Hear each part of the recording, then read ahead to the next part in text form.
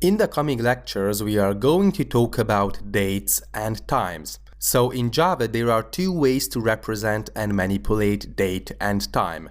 The old way, when we use the following classic date and calendar APIs before Java 8, this was the only possibility. So java.util.date or java.util.calendar, java.util.gregorian calendar. So this is the standard way we can use date and time.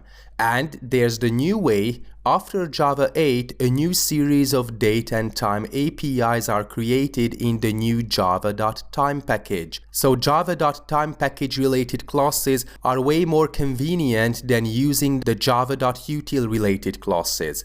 Okay, so we will learn the new way, but we will look into the classic old way too, so your knowledge will be complete, and also because you can run into this in many older applications. So older applications rely heavily on the old way of handling dates and time. So this is why we are going to consider java.util.date, java.util.calendar, but after that we are going to talk about the java.time related classes, and you can come to the conclusion that the new classes are very convenient to use. Okay, so what are the main differences between the new version and the old version?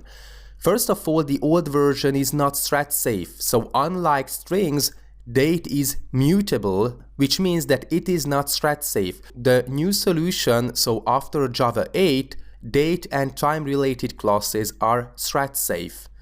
Okay, there are less operations in the old classes. In old API, there are only a few date-related operations, but the new API provides us with many of these.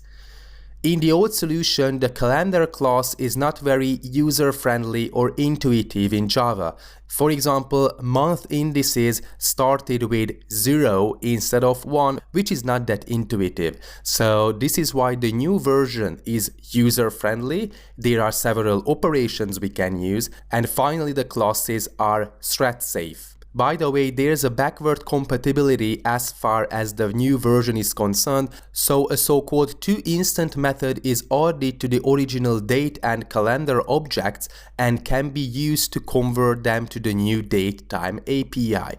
So the conclusion is that we have to use the new java.time related API when writing new code or refactoring old one, because there are several good features of the new classes. In the next lectures, we are going to talk a lot about these APIs and classes. Thanks for watching.